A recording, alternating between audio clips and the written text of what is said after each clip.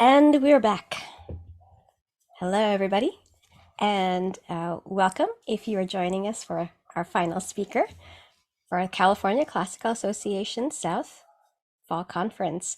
Our final speaker today is Owen Doonan, Professor of Art History at California State University of Northridge. He is also a 2022 to 2023 Getty Consortium Fellow at the Getty Research Institute. He received his BA and MA degrees in Classics and Classical Archaeology from Tufts University and his PhD in Old World Archaeology from Brown University. He serves as chair of the American Institute of Archaeology Anatolia Interest Group, 2022 to present, and Eastern Europe and Eurasia Interest Group, 2005 to present, or 2000 to 22, was recognized as the AIA's G.M.A. Hanfmann Lecturer, 2016 to 2017, and he serves on the AIA Fellowships Committee. He directs the Sinop Regional Archaeological Project, 1996 to present, and Sinop Kale Excavations, 2015 to 2022. He has written more than 50 books and articles and has been awarded grants from the NEH, NSF, National Geographic Society, the Getty Foundation, and the Alexander von Humboldt Stiftung. Welcome, Owen. Well, thank you so much, Bettina, and I'm humbled and honored to be invited to participate in this in this meeting because I find every single one of these papers to be absolutely fascinating and beautifully interdisciplinary. So I congratulate you, the organizational team, for really doing a wonderful job. I don't know how you made the mistake of inviting me, but thanks so much. If you're interested in some of the results that I'm talking about today, the QR code in the bottom right-hand corner of your screen actually will bring you to a link to our most recent field report from the Sinop Kale Excavations. I suppose that's a nod to the general world of internet, and in fact, I'm hoping to tie into some themes raised by some of the other speakers today. So, looking forward to that. Let's see, advancing the slides. So, so I'll just quickly go over the general idea here that we're going to be looking at ancient Sinop in northern Turkey. It was the crossroads of the ancient Black Sea. And the Black Sea itself is in the words of George Bratianu, the turntable of Eurasia. Our excavations at Sinop have been synthesized into a multi-author volume, and a lot of what I'm talking about today actually comes from the work of my many colleagues at Sinop. So I want to thank them and recognize them. Since we have only a brief time today to talk, I'm going to focus on three main points here. First of all, the entanglement of mobile maritime, colonial, and indigenous maritime communities, which we have been able to demonstrate goes all the way back to 2300 BC in this very important site, and how the prehistoric background actually laid the foundations for later communication systems in the Black Sea region. Second point I want to talk about is the evolution of the city wall, because it's almost a monument with its own life in many ways, and we were able to in a couple of seasons really fundamentally change the story of that city wall. And then finally, in a section of the talk that I've switched out just recently because of the fascinating interdisciplinary discussions that were ongoing. I want to talk about how we are rethinking the ecosystem of archaeological fieldwork in the context of the Sinop Kale excavations. As I mentioned before, What I'm presenting here is actually the work of a collaborative team of more than 70 colleagues and students over many years from 15 countries. Our volume, Sinop Kale Excavations 2015 to 17, will be coming out, we hope, in the spring. The text is basically ready to go in English. We're having it translated into Turkish so that we can have a parallel English-Turkish publication.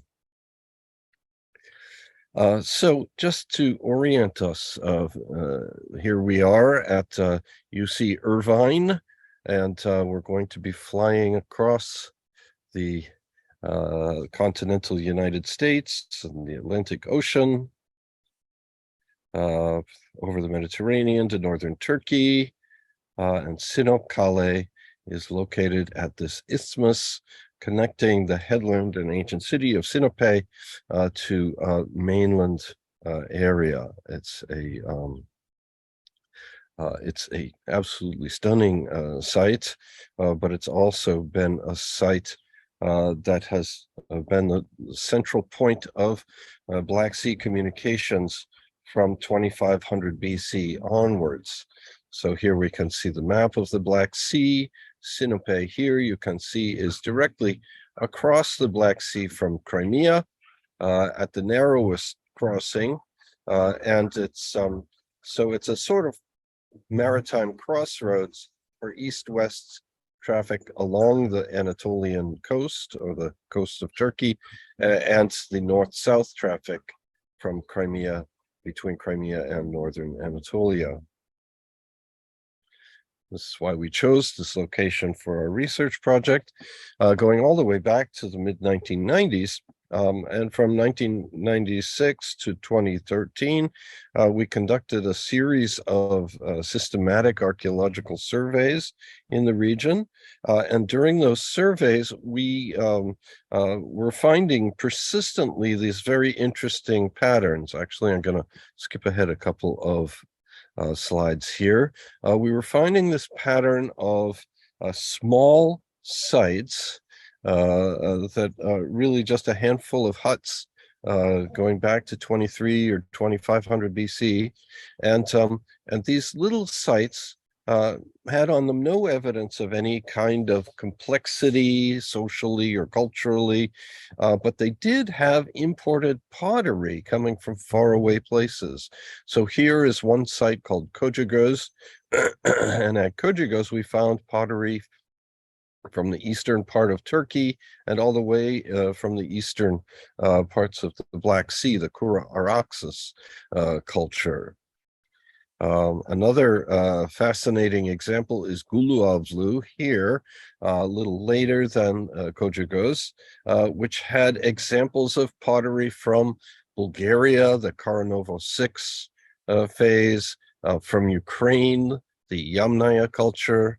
We had Central Anatolian pottery, and we had even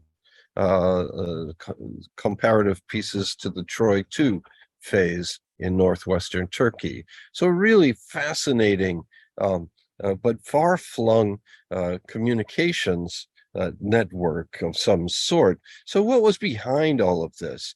That was one of the questions that drove us to begin the Sinop Kale excavations in 2015. And so here we are at Sinop Kale. We commenced our excavations in a tiny sliver of a large site right here to the west of the city wall. This is the Hellenistic city wall that you'll be seeing a couple of times during this presentation. And just in the northwestern little slip here was the place that the Sinop municipality gave us special permission to conduct our archaeological excavations. So this was our foot in the door, as it were. And so our excavations, starting in 2015, showed a very complex record that I can't go into in any detail here, but inside the red triangle here, just west of an Iron Age phase of the city wall, we found these fills that had in them a fascinating sort of range of distinctive material, stone blades, little loom weights, weights that may have been fishing net weights, fish hooks, bone plaques, and so forth. These were all things that suggested that there must have been, or there may have been, some kind of fishing related activity going on at the site. In 2016, we nailed down the early dates for this fill with a find of a number of early Bronze Age idols.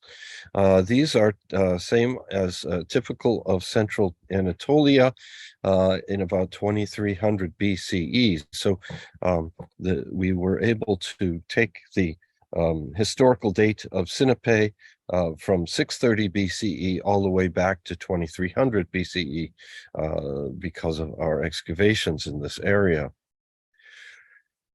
We also conducted excavations at a later point in the history of the site, the Iron Age. And if you look here in the slide in the lower right-hand corner, you see a tiny little rounded corner rectangular wall here. This is part of a pit house structure right in this rectangle. And in this area, we were able to find some intact discoveries of more or less fully preserved pots, including pots that had fish bones in them. And in addition to the fish bones, various species were found, these marvelous tiny anchovy vertebrae. And I mean, these things are smaller than a grain of sand. As you can see, look at this is a centimeter scale down below. Our sharp-eyed graduate student, Antonia Santangelo from City University of New York, was really quite a whiz at finding these marvelous discoveries with our water sieving program, and she was even finding fish scales from the anchovies, among other things. So this is really quite a marvel what she was able to do. But the important thing about this particular discovery is that finding the fish bones within the ceramics was a real coup, because our hypothesis had been that this site was a fishing camp where fish would have been caught and processed. And so by finding these within the globular vases and other vases from the site, we were able to strengthen that hypothesis that this was a site used for this kind of fishing and so forth. Now, another thing that's really quite interesting about the site itself is that the finds from the site, and that's where I'm going to zip back to this earlier slide. The finds from this site actually come from other parts of the Black Sea. Also, these stone-walled pit houses that you can see, this is me excavating with my colleague Fred Hebert from National Geographic Society back in 2000. But here we were excavating the scarp below where we later on had our trenches. And the finds were all coming from other parts of the Black Sea, coming from Romania or from Ukraine or Bulgaria or northwestern Turkey, and also the eastern Black Sea. So it was so interesting that these finds, at least in terms of style, all had this very widespread kind of geographic background, like we had seen in some of the little sites in the hinterland. But at the same time, we didn't see normal, what we would call local pottery or much local evidence of local occupation at the site.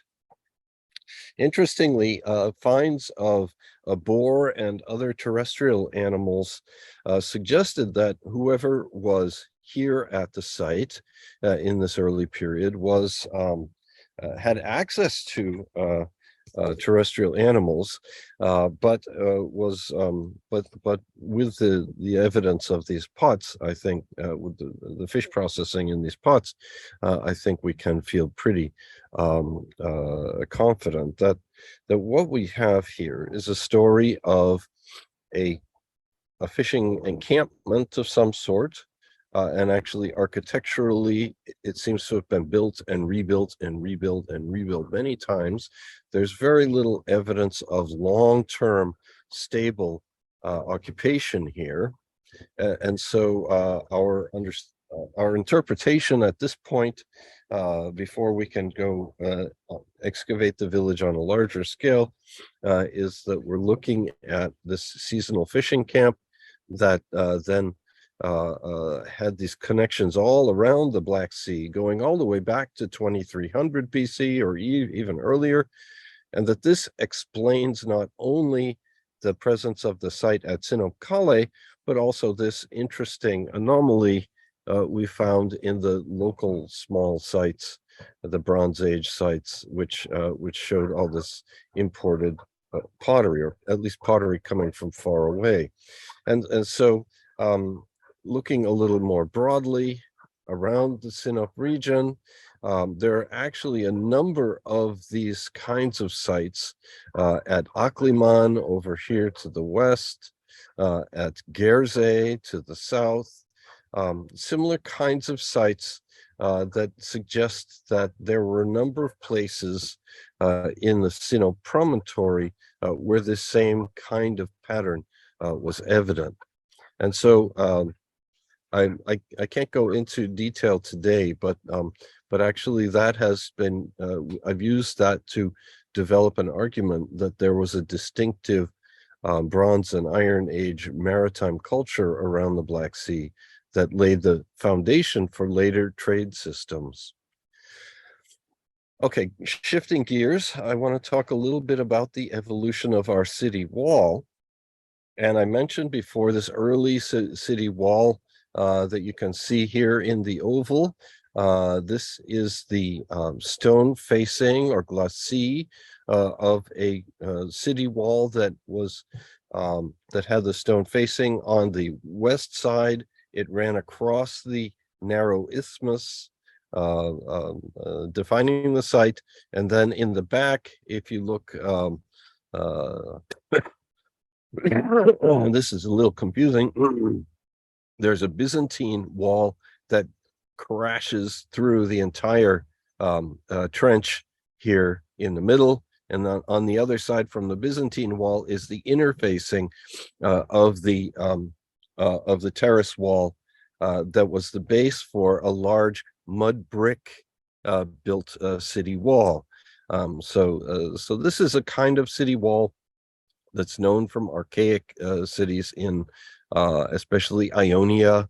The most famous example is Smyrna in the central Ionia, which is the homeland of the colonists who lived in Sinope. Sinope, according to historical tradition, was founded by colonists from the great city of Miletus, which is again in the central Ionian area in Western Turkey.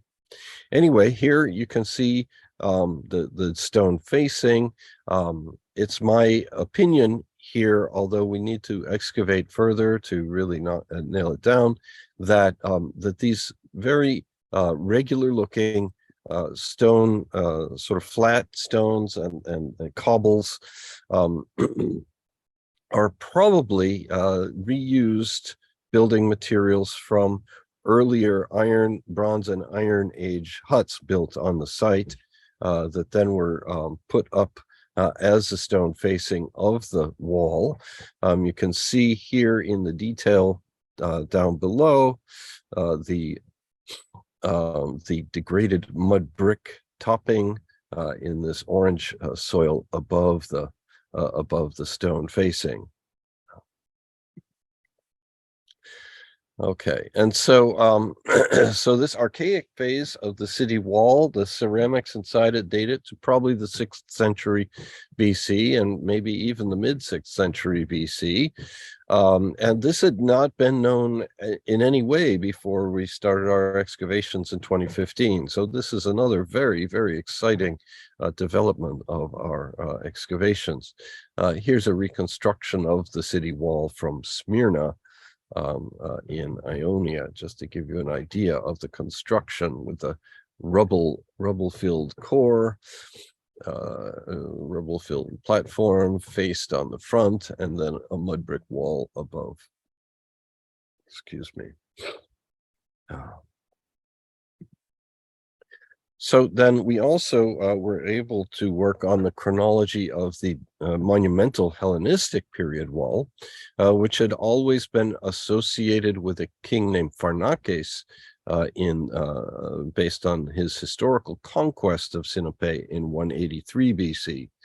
Our excavations looked at the stratigraphy of the construction phases of the wall, and we were able to defined by the material in the construction fills, that this was built probably in the second quarter of the 3rd century BCE, so at least 100 years before the time of that had been historically associated with this wall. And so that was an important new result. And then on top of that, I just want to share a little bit of detail about the wall itself. So it's actually a very innovative wall. It's got these fascinating both catapult and arrow slips that had these movable shutters that would be raised and dropped using a cantilever counterweight system operated from the inside of the wall to provide protection against the attackers, and I think also to create a kind of ferocious sound and kind of intensity for the defense of the city. I think it must have been rather terrifying to hear these things clacking and smacking and all the other noises of the Sinop defenders up on the wall when it was all going together. I'm going to skip through a little bit of this. Actually, I would like to say a few things that this time period that we're talking about is quite interesting, and in the context of our classical group, I might mention this is the age in which the great philosopher Diogenes was raised. He was born and raised in the city of Sinope, and he also has, in many ways, I find that his philosophy may well have been in response to the materialism and wealth of the city at this time. The Sinop Museum has started excavating a series of villas up the slopes of Boztepe here that have very opulent pebble mosaics, some of the earliest mosaics from Turkey. So that at least a half a dozen of these villas have been excavated at this point, so that there would have been quite a fascinating wealthy emergence of a wealthy sort of upper class at this time. Here we have a portrait of Diogenes in his Pythos in a Roman mosaic from Mainz. Diogenes himself was associated with financial crimes, in which his father Hicasius and maybe he was implicated as well, were connected with the forging of the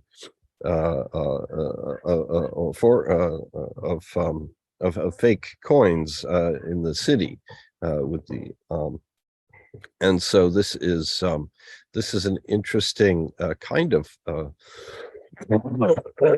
crime, which in some ways I think underlies his attitude towards money and towards wealth. He was known as a cynic, and he lived an austere life in exile from Sinope in Athens and Corinth, basically completely without any material possessions. Okay, so if I may, and Bettina, if I'm running too late, let me know, but I might invite you to join me in a little brainstorm now about what a field project like this might actually do, what we might try to accomplish with a field project like this. And it's my belief that an archaeological project exists in a kind of ecosystem. Okay, up until now, typically the archaeological project has been conceived of as an independent scientific exercise taken, that has to take place in some location. There's money that generally comes from wealthy donors who happen to be interested, and so that's about the extent of the and of course the great brilliant professors publish books and gain repute and fame, which is the currency of the discipline. And so I was thinking that we really need to rethink that ecosystem in our new world that we live in nowadays, and that when we're conceiving of the archaeological ecosystem, rather than thinking about wealthy sponsors and academic committees and book reviews and so on, why don't we try to create a new ecosystem that's somewhat removed from the clutches of the earlier one, so that we've got a whole range of stakeholders. We've got the general public, we've got private stakeholders, we've got the possibility of economic development and cultural heritage development in a place. There's a heritage and educational communities that are stakeholders, as well as the academic community. And so we see here that the academic community that in the past probably drove nearly all of the concerns and interests of an archaeological project is just one of a whole range of potential stakeholders. And so when we think about public interests, we're thinking about local government, national government of the host communities, and local and national governments connected with the archaeologists' communities, wherever they may be, NGOs. We've got private interests who are impacted, landowners, business owners, neighbors, expatriate communities in both the host country and the country that the archaeologists may be coming from. The potential for economic development is certainly still an important element of how we would conceive of an archaeological project. And typically the tourism sector has been largely emphasized with this respect, but I think also there's probably greater potential going forward for new ways of thinking about tourism Actually, I won't go into that just today.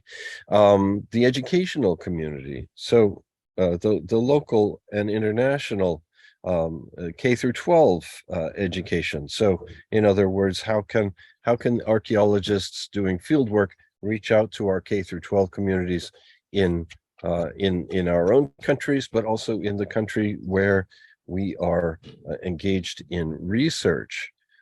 University training of students is, of course, a very important element of an archaeological excavation.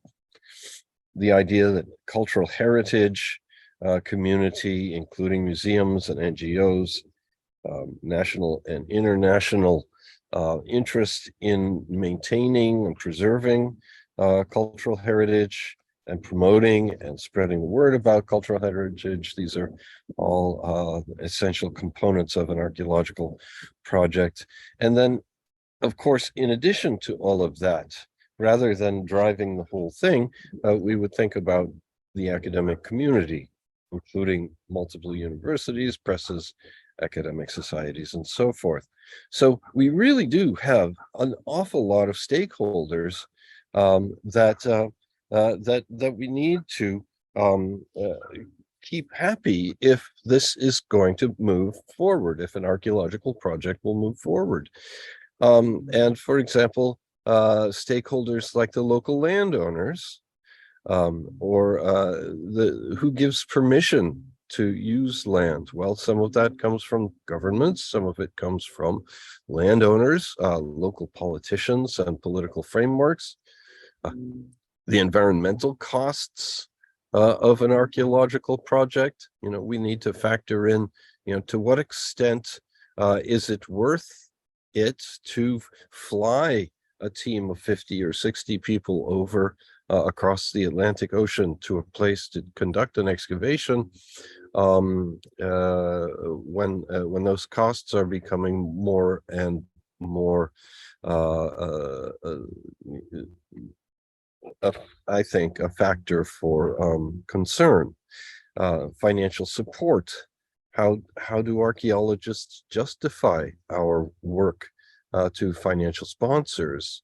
And these are really these are really tricky questions. As the excavation director, I really spend probably half of my time seeking financial support for my excavations. Labor costs and infrastructure. These are all just some examples of the contributions that our stakeholders bring to the process.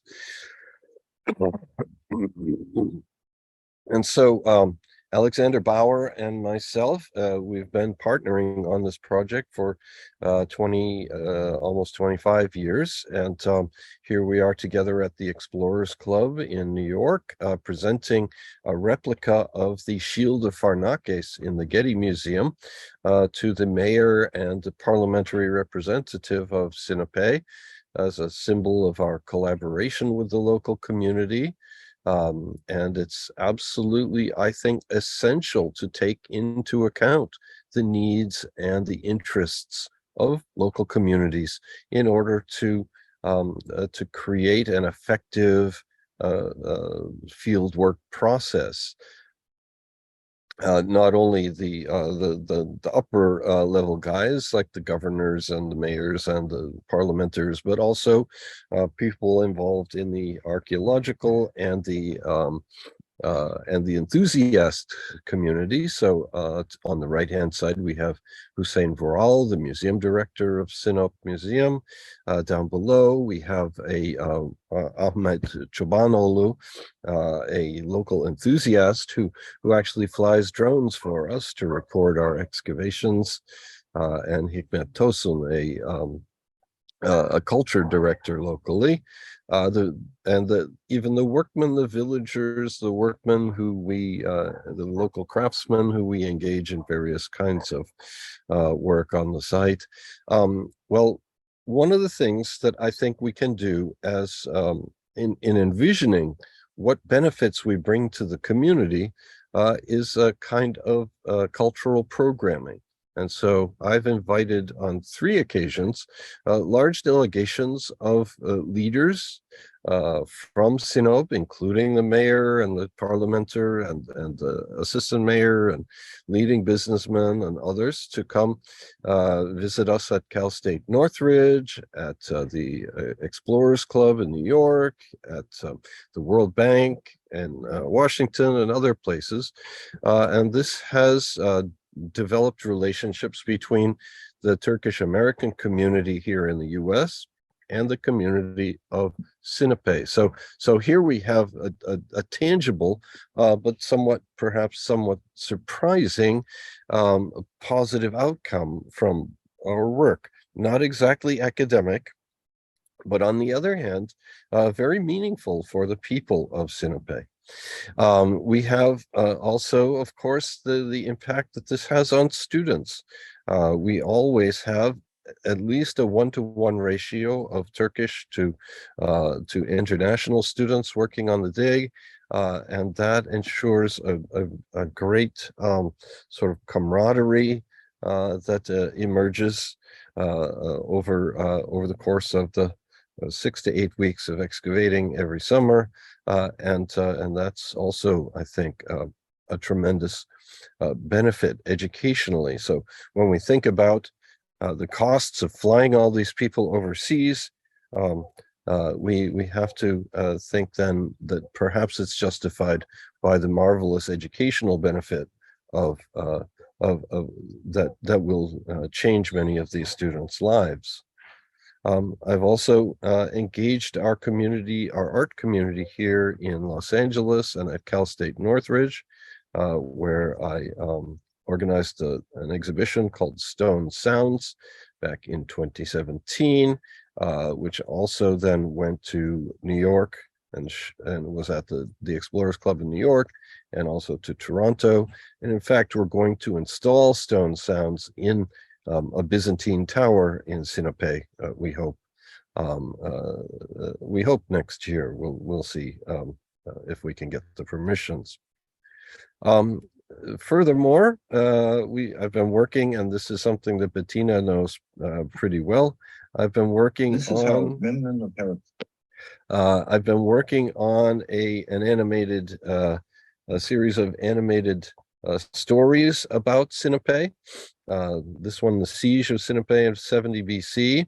What I'm showing here is a slideshow of a series of backgrounds.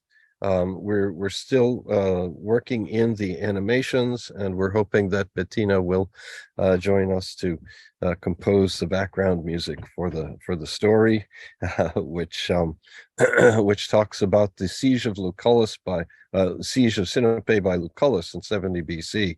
And here we have the catapults firing on the Romans, and we have the Romans gathered outside and all kinds of mayhem. We have details of how the city wall functioned and how it may have looked, how these interesting shutters worked on the city wall, how people could have fired their catapults from inside.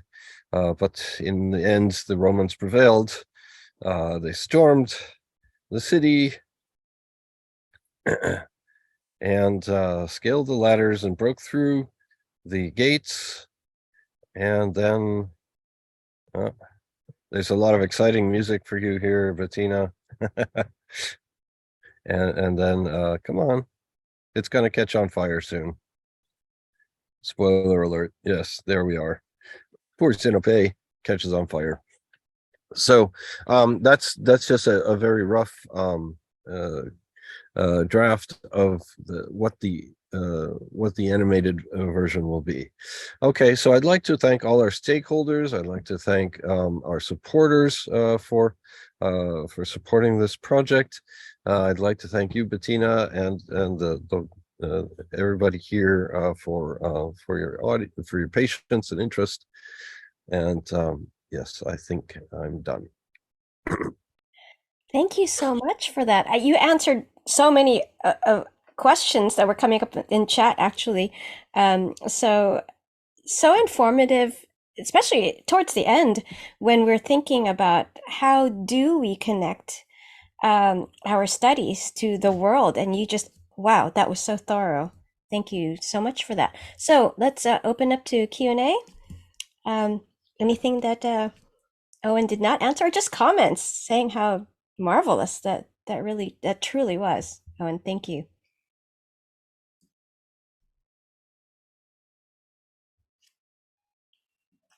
Katie had asked earlier, on a recent trip to sites in England, I saw small sites that were partially excavated and abandoned. What is the best way to reach out to various agents to pull together funding?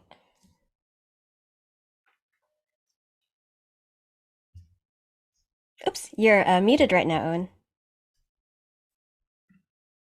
Well, I mean, every country has its own framework for this sort of thing, and so if you're, I guess the first thing I would say is, particularly if you're not in your home country, just go ask somebody nearby because in Turkey, for example, if someone were caught messing around with an archaeological site, we'd have to break them out of jail at some point. I mean, yeah. So, and I mean, most countries take these things very seriously because illegal excavation is a huge problem. In fact, it was some years ago, so I don't know if this is current, but I remember this estimate that the antiquities trade is like the fourth biggest black market trade behind weapons, drugs, and human trafficking, and antiquities is next. So it makes a lot of sense for countries like Turkey, where there's been a lot of problems with illegal excavations, people exporting antiquities without the proper permission.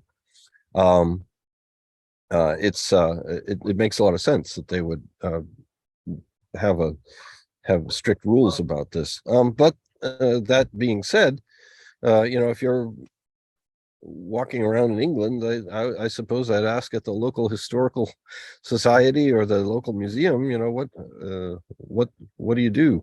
How are these things done, and how might you get involved? And people are normally pretty helpful, and if it's possible to do anything, then to help you to get involved, a lot of the time people are friendly and willing to help. You have two comments from Sarah Morris. Thank you, Owen, for a great talk, and congratulations on the latest from your excellent project. And one from Rosaba Ciampi. Wonderful. It is heartening to see the archaeological community publicly practicing both and thinking instead of the traditional either or. Thanks. That's a very both very, very nice compliments to hear. I want to say how excited I am about your project in general, and as we're approaching hopefully the time when I can finally look at the latest draft, and maybe these are the latest drafts, and it's exciting to put music to it to help along with your project in any way I can. I'm just very excited about that, Owen. So I just want you to know. Yeah, no, we're excited too. How's your Aulos coming along? Alice is coming along great. If Callum's still here, Callum is sending me new reads actually, so it would be good. It would be very good. Okay, it looks like we have yeah, it looks like those are the only Q&As here. So let's wrap it up. Thanks again so much, Owen, and thank you to everyone, absolutely everybody for attending, to our panelists, once again to Katie and to Andromaki Karanika and Classics Department at UC Irvine for hosting us. Thank you so much, everybody. This concludes our program. And thank you all once again, and see you next time.